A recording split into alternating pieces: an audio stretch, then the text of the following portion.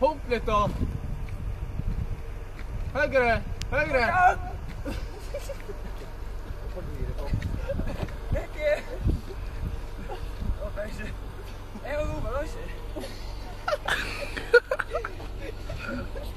Du har nesten brynet hele tiden. Håper hjelmen kom ned på asfalt her da.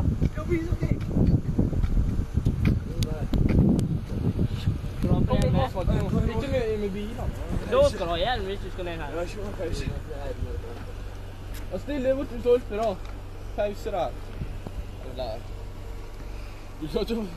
Jeg tar opp hjelmen til deg. Du klarer ikke å ta på deg selv, så skal jeg love deg. Ja.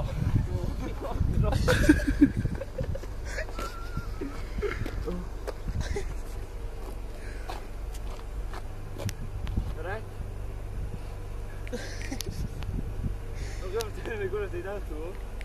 Ja. Å, det går trynet. Altså, det går til å ha på seg, ja.